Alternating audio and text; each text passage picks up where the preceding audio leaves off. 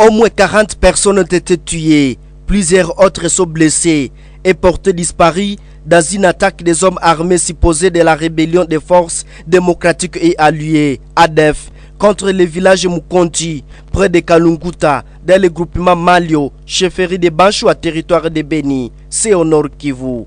C'est le bilan provisoire communiqué par la société civile qui nous parle que l'ennemi a envahi ce village aux environs de 21h du mercredi 8 mars 2023. Ils ont mis le feu sur le village après avoir tué et pillé les biens de la population, déplorent les mêmes sources. Bien que cette zone soit sous contrôle des miliciens Maïmaï dénommés UPLC, qui contrôlent aussi la localité de Kalunguta, située sur la route nationale Beni-Butembo. Plusieurs civils, parce qu'il s'agirait des rebelles de l'ADF, signalés à ce jour dans la vallée de Moalika. Pour le moment, la peur et l'angoisse et la psychose gagnent les chefs des habitants de ces villages, dont la plupart se déplacent vers des contrées qu'ils supposent sécuriser. Jusqu'à présent, l'armée congolaise n'a fait qu'une communication relative à ces massacres. Gerlas Mutokambali, il est le président de la société civile Noyau de Maboya. Il est sur le lieu, il nous parle de la situation actuelle de Mukonji, après que les rebelles ADF tuent 40 personnes. Oui, vous êtes le président de la société civile de Maboya, c'est dans le territoire de Beni. Nous avons appris qu'il y a des civils, les compatriotes, qui ont été sauvagement tués par le terroriste des ADF. À Mukonji, c'est dans le territoire de Beni. On peut en savoir de plus, Gernas? Oui, en fait, Mukonji, c'est dans la localité de Kassambirio. Nous sommes à la chefferie de Bachou.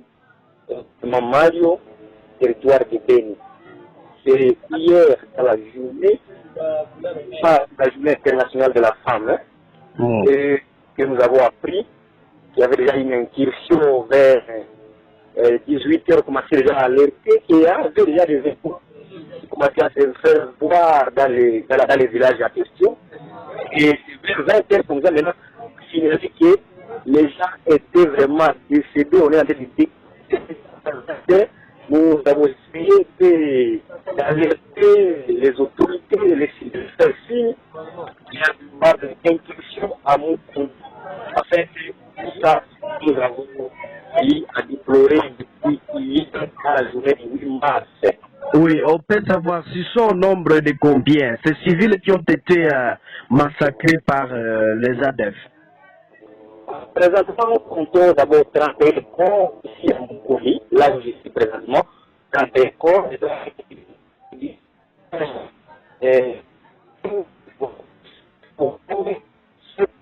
Enfin, présentement. Mais il y a un autre petit village aux alentours à 3 km avec ce village de Mukonji, à peu près 3 km.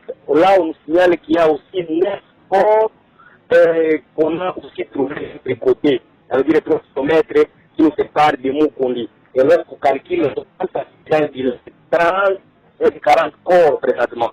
Ah, donc le total, c'est 40 corps. 40 corps présentement, parce qu'ici, nous sommes ici avec 31 corps. Et de l'autre côté, disons qu'il y a 9 corps de l'autre côté, parce que je ne suis pas encore sur le terrain. Alors, parmi les 40 personnes, pouvez-vous le distinguer? Après, on ne sait pas distinguer, ils sont tellement nombreux. Il y a des mamans, il y a des familles où on a éliminé toute une famille, vraiment. On les a éliminés sur terre au compte de plus de 7 personnes dans une maison, vraiment. Ça, on ne sait pas comment ils les identifier, vraiment. C'est compliqué. Dire qu'on va identifier chacun par son nom, on risque de faire une heure, vraiment, mon frère.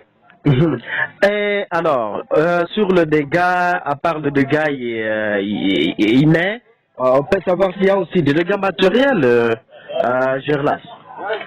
Les dégâts matériels, on ne sait pas identifier, mais au moins on compte plusieurs maisons incendiées. En fait, ils avaient le système là, ils ont opéré silencieusement parce qu'ils ont utilisé des machettes, ils n'ont pas critiqué de balles, ils ont fait des stops. Ils sont là, on ne sait pas comment qualifier vraiment ça. C'est déplorable, mon frère.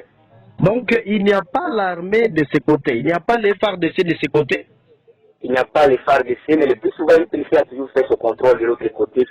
Et de l'autre côté à Mukondi. Mais ils étaient où? Ils étaient où pour barrer la route à ce rebelle? On ne sait pas parce que ce moment-là, on pense qu'ils étaient en train de faire la sécurité ailleurs, mais de l'autre côté à Mukondi, ils n'étaient pas là à ce moment-là. Et le plus souvent, ce sont eux qui contrôlent ces milliers. Et c'est ça vraiment fait.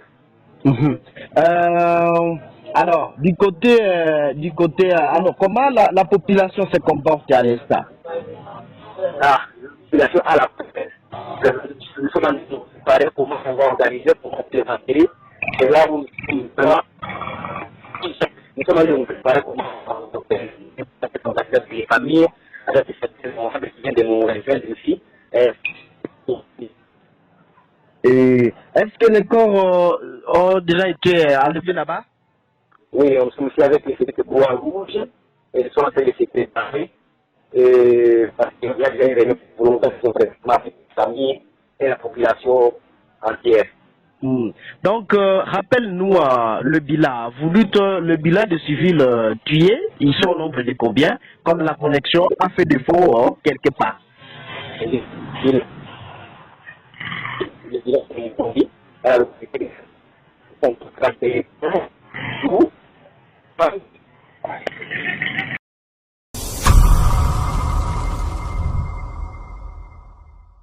Écoutez, il faut dire que l'armée est tellement touchée par ces bilans macabres que les terroristes ADF MTM viennent de faire dans la chefferie de Bachou en tuant 35 paisibles populations, bilan encore provisoire, et en incendiant plusieurs maisons.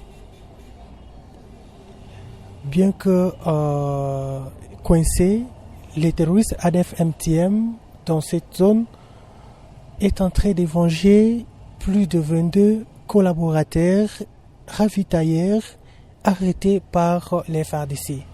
C'est dans le Bachou que l'armée a saisi plus de 5 boutiques appartenant à Amigo, qui est un ADF bien connu dans ces milieux. C'est dans cette zone que l'armée a saisi un magasin dans la ville de Butembo, et c'est dans cette zone que l'armée a saisi des pharmacies qui ravitaillaient, qui aidaient.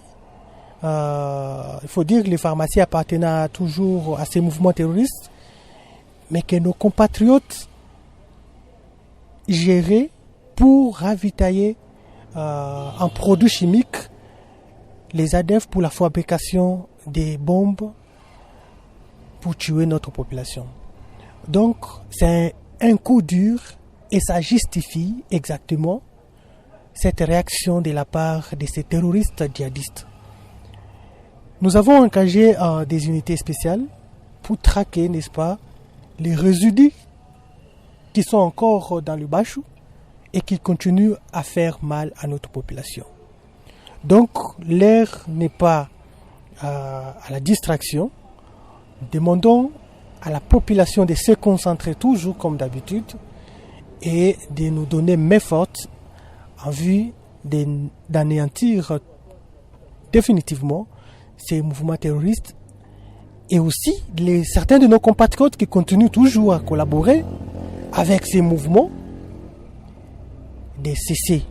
Parce que la vie humaine est sacrée et nous n'avons pas besoin que chaque jour nous perdions encore nos compatriotes toujours dans la même zone au profit de certains de nos compatriotes qui ont transformé la guerre de Béni en business. Et à l'étape actuelle, comment se comporte la situation sur terrain?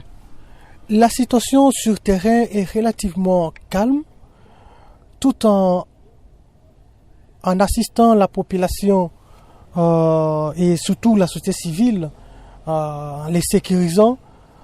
Nous sommes en train d'aider les Croix-Rouges, les personnels de Croix-Rouge, pour chercher les moyens d'enterrer nos compatriotes.